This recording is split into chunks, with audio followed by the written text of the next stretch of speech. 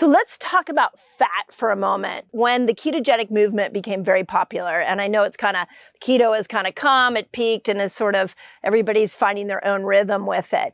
But when we started to look at bad carbs and let's get all the carbs out, everybody went into this high fat diet. A lot of people, I shouldn't say everybody, a lot of people went into this high fat diet. And there became this myth that in order to metabolically switch and get over into this fat burning ketogenic state, that you had to eat more fat. And I want to dispel that myth right now. And I want to give you 3 signs that if you got caught in that moment where you're like, eat more fat, that I want you to look at these 3 signs as indicators you maybe are eating too much fat. So we'll talk about that here in a moment.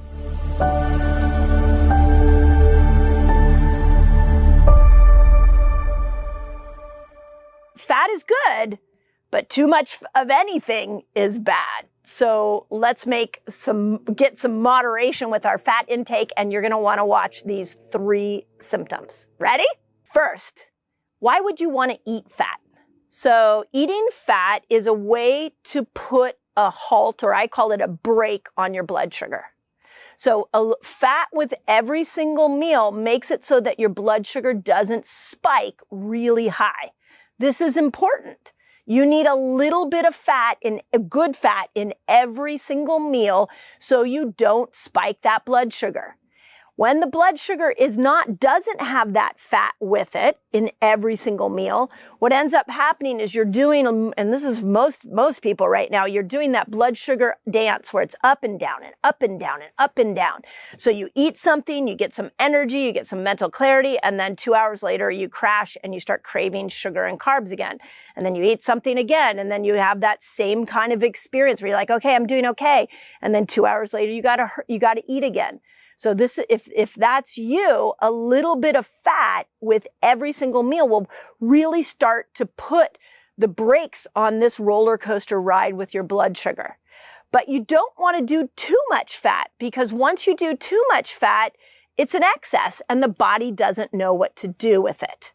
So I want to make sure that we're clear, just a tad, not a ton. A tad, not a ton. Make sense? Okay, with that in mind, here's the number 1 thing, and that is floating stools. Okay, we're going to get really personal right now, and I want to talk about this because if you're not looking at your bowel movements, they tell you something. So I want to make sure you know how to read them. For starters, you should be having a bowel movement every single day. If you're not having a bowel movement every single day, the food, many of them, which is toxic food, is staying inside of you and doing more damage. So please make sure you get a bowel movement every day. I've done a lot of videos on this, so I'm sure, again, my team will leave a link for you. The second thing is, when you do have a bowel movement, how many of us turn around and look down and see what it looks like? I know, it's gross. But when we're looking at evaluating, am I eating too much fat? We have to realize that there's a message in floating stools, or in our stools, like it'll tell us how we're doing. And when you've been eating too much fat, it's hard for your liver to break it down over and over and over again, even the healthy fat. And so it doesn't fully digest that fat along with your gut. Remember, the liver and the gut are a team. It doesn't fully digest it. And so it just goes through your system and ends up in the stools, and the stools will actually float. So the first indication that you're eating too much fat is consistent. I'm not talking about once, consistent floating stools. That's an indicator, let's dial back on some of the fat. Number 2 is feeling really full all the time, or signs of nausea where you're just like, I have a low level of nausea, I don't know why, or God, I'm just full all the time. I know a lot of you that are hungry all the time are like, I'd like to be full all the time. Eat a little fat, not a ton of fat, but eat a little. But if you're constantly full, especially after a big meal, and you're just like walking around like you've got a food baby in your belly, then that's an indication that you may be eating too much fat. Now, I will tell you that a lot of times that nausea, that feeling of eternal fullness comes from eating the bad fat. You don't see it with the good fat. because the bad fat is a highly processed fat. So you don't have a sensor in your brain that says, stop eating. Let's talk about that for a moment. Fat sends a signal to the brain that it's satiated, that it's had enough. But only the good fat does that, not the bad fat. So when you're eating the highly processed fat, that signal doesn't get to the brain and you eat more. And so you're going to have that feeling of fullness that's really intense because the brain doesn't get the message that fat is on the scene because it's a bad fat. So, but when we eat good fats like avocado oil and coconut oil and MCT oil and olive oil, when we eat those fats, the message goes there very fast and tells the brain, hey, I'm full, don't eat anymore. And it starts to kill your appetite. So when we're feeling nauseous, when we're feeling bloated, when we feel like we have that food baby, remember that could be too much bad fat.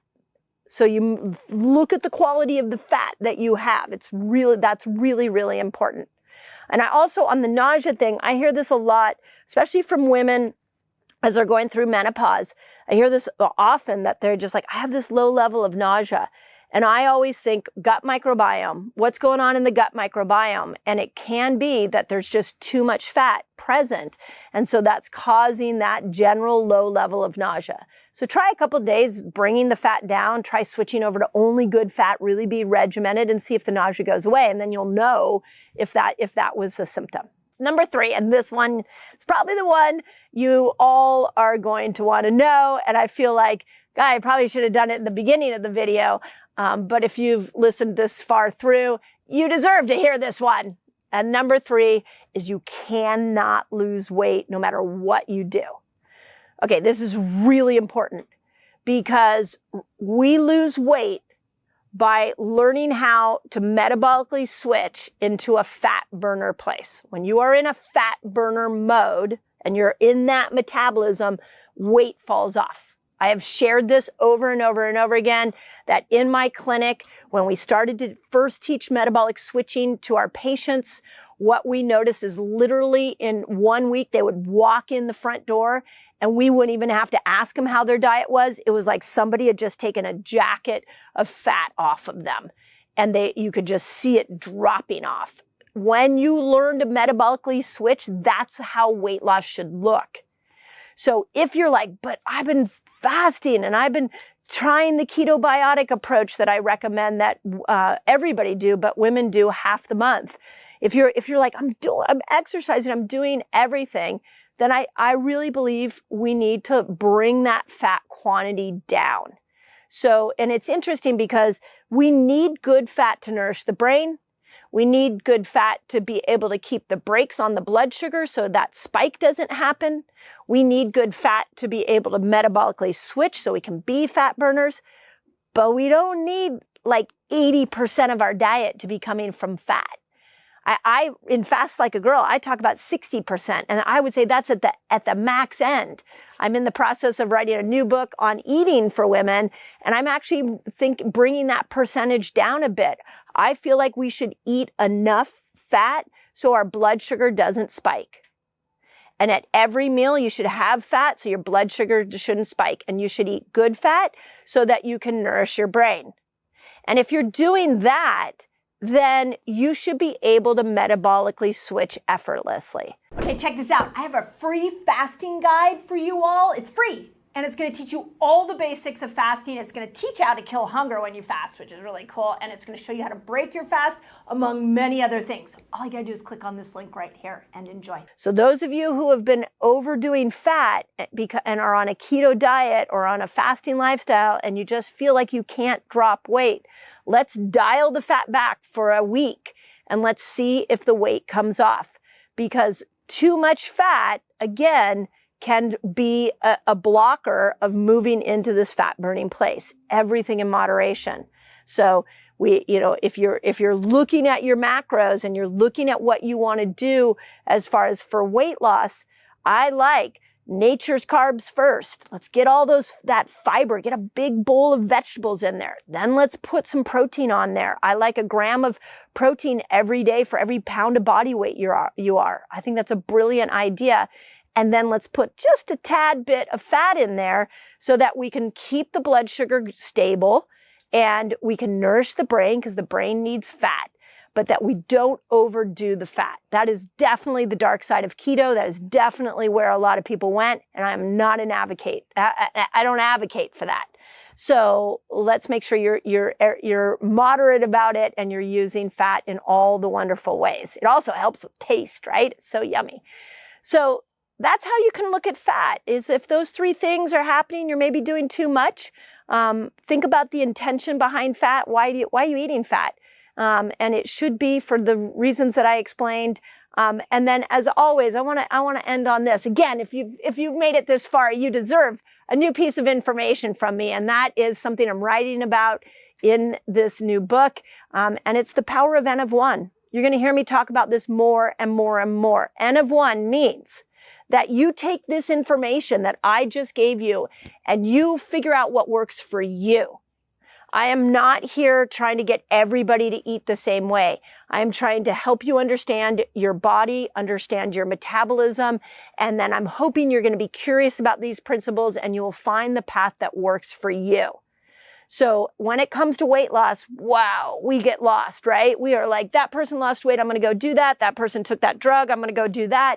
And we have completely lost this concept that we should be our own lab. N of 1 says you take whatever principle you are learning, whatever medication you're going on, whatever fitness plan you're doing, whatever you're doing to support better health, and you see if it works for you. That's the most important person, is you, not the 3,000 people in the study, not what your friend did, not the person who left a comment on this video. You figure out what works for you. There you go. That's coming in the new book.